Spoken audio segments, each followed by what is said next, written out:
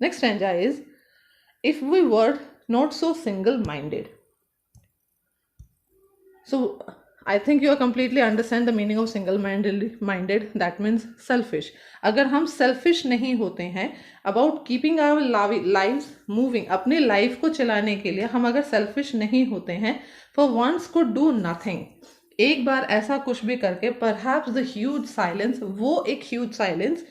अब देखो यहाँ पे क्या है कि यहाँ पे एक्चुअली जो एक ह्यूमन नेचर को यहाँ पे आइडेंटिफाई करवाना चाहता है पोइट, कि जिस तरह से एक इंसान जो भी काम करता है तो वो सेल्फिश हो जाता है, वो अपने बेनिफिट के लिए उस वर्क को करता है without paying that much attention that he was somewhere hurting anyone, he was doing something not beneficial for others, right? उस चीज़ को देखे बिना वो अपने वर्क्स को कंटिन्यू करता है।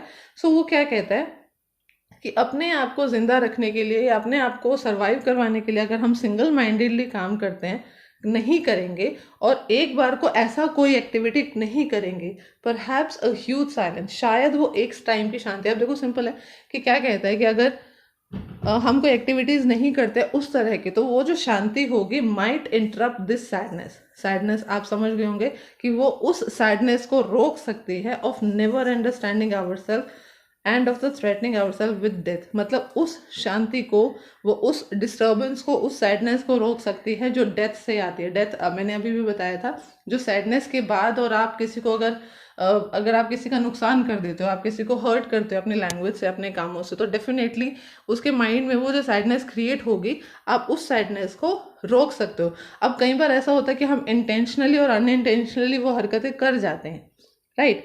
तो अगर हम इन चीज़ों को करने से पहले अपने वर्क को एनालाइज कर लेते हैं, तो शायद हम उस सैडनेस को क्रिएट होने से रोक सकते हैं, क्योंकि हमें खुद को भी समझ नहीं आता। वो कहते हैं ना, we never understanding our self, हम खुद भी कई बार नहीं समझ पाते कि वो जो सैडनेस है वो कैसे क्रिएट हो जाती है। समझ में आ गया? सो let's discuss about the explanation.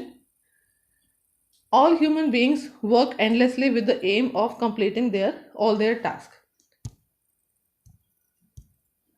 They are driven by the target of survival and the threat of death. Clear? मतलब मौत से डरते रहते हैं और वो अपना अपना काम करते रहते हैं, mad rush, clear, to accomplish all their work. He says that perhaps if they pause for a while, they appreciate their achievement and their lives would become more happier. Okay, he suggests that the keeping quiet will be able to understand the true purpose of our life. मतलब simple है, अपने काम को analyse करें, अपने आप को analyse करें, तो हम अपने लाइफ को समझ जाएंगे कि actually what we want in our life. तो इंट्रोस्पेक्शन का मतलब है कि कहीं ना कहीं अपने आप को एनालाइज करना, अपनी लाइफ को एनालाइज करना कि हमें क्या चाहिए। कई बार क्या होता है कि हम विदाउट एनी टारगेट और विदाउट एनी चीज हम वो काम करते रहते हैं, हमें यही नहीं पता कि एक्चुअली हमारा मोटिव क्या है। करेक्ट? सो उस चीजों को हमें एनालाइज करने की जरूरत है। So this will be the last stanza and most important. ये तो डेफिनेटली क्वेश्चन आता ही आता है, how could a teacher earth could be a teacher for human being. This is most important paragraph standards guide, so please be very focused. Perhaps the earth can teach us as when everything seems dead. Perhaps शायद वो अर्थ जो है वो हमें समझा सकती है एक टीचर की तरह, जहाँ everything seems dead and later proves to be alive. आप इस पौधे को देख सकते हैं, देखो जहाँ पे बीज जो है वो बीज एक पहले कंप्लीटली डेड एलिमेंट नजर आता है ना, वो लैंड के नीचे नीचे, लेकिन फिर धीरे धीरे वो ग्रो होता है, तो वो लेटर ही प्रूव्स अलाइव. तो ये कहाँ हो रहा है ये सारा प्रोसेस? ये सारा प्रोसेस हो रहा है अर्थ से. क्लियर? सामने से मतलब देखो एक्चुअली वो अर्थ, अब कंपैरिजन करो, अर्थ को कंपेयर किया गया ह्यूमन बींग्स के साथ. ऐसा नहीं है, वो कहता है कि अगर आप ऐसी एक्टिविटीज नहीं करते हो, आप किसी को हर्ट नहीं करते हो, आप ऐसा कुछ नहीं करते हो, तो इसका मतलब ये नहीं है कि आप कावर्ड हैं या फिर you are not worth it, you are not worth doing anything, but it is what that you are doing the things for the benefit of society, benefit of yourself. Clear? So यहाँ पे उसी चीज को compare किया गया अर्थ के साथ कि हम अर्थ से वो चीजें सीख सकते हैं कि अर्थ जो है जहाँ पे हर चीज कहीं ना कहीं एक डेड एलिमेंट की तरह नजर आती है. जैसे पेड़ है, पेड़ को ही अगर हम देखें तो वो एक जगह खड़े रहते हैं, ठीक है, ना बोलते हुए हमें नजर आते हैं, ना ही हमें खाते हुए नजर आते हैं, लेकिन फिर भी डेड एलिमेंट दिखते हैं, लेकिन it you everyone know that they are somewhere lively element, correct. तो अर्थ से हमें यही सीखने को मिलता है कि चाहे हम कोई इस तरह की एक्टिविटी कर रहे हैं या नहीं कर रहे हैं, लोग हमें कावर्ड समझ सकते हैं, लोग हमें नॉट वर्थ इट समझ सकते हैं, बट हम अगर वो परहैप्स जो वो साइलेंस को अगर हम क्रिएट कर रहे हैं तो that is just for the benefit of society and benefit of our self. Clear? So let's discuss the explanation of it. Poet is saying that teaching from the nature, that means we can learn from nature. As the earth undergoes change in winter, everything freezes, become lifeless and clear, जो अब different different seasons होते हैं उसके through भी कई जो पेड़ पौधों में एटमॉस्फेयर में डिफरेंट चेंजेस आते रहते हैं, correct.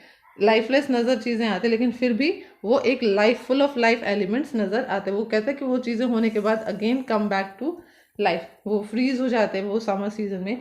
Similarly taking a pause and to introspect into our lives will new meaning. That means अगर हम अपने कामों को एनालाइज करेंगे तो हम अपनी लाइफ को और अच्छे तरीके से इम्प्रूव करके प्रेजेंट कर सकते हैं, लोगों के सामने जी सकते हैं। We will able to understand the purpose of our life. It will like to be rebirth of the soul. Clear? Simple है कि अगर हम एनालाइज करते हैं तो कहीं ना कहीं आप अपनी गलतियों से सीखेंगे कि हाँ हमने यहाँ यहाँ ये गलतियाँ करी, तो क्या होगा, आप अपनी लाइफ में और ज़्यादा अच्छे से इम्प्रूव करके सामने आएंगे। क्लियर? तो रीबर्थ होगा आपकी सोल का।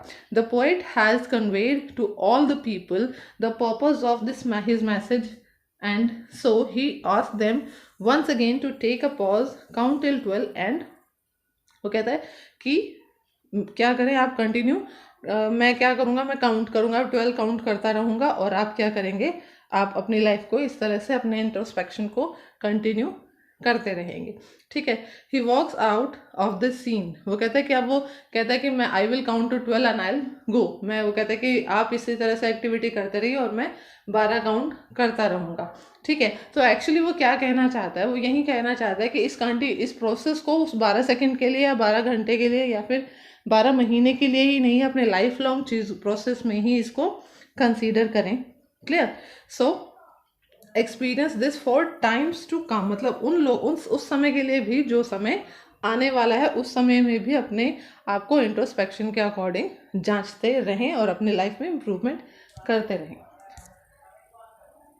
So the main theme of this poem, the poet wants to highlight about the necessity of, he wants to say about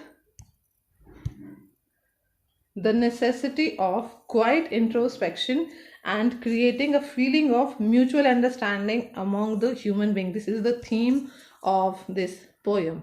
Clear?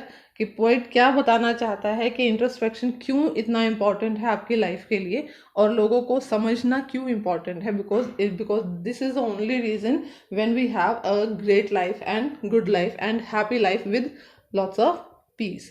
So this is the entire poem. I hope you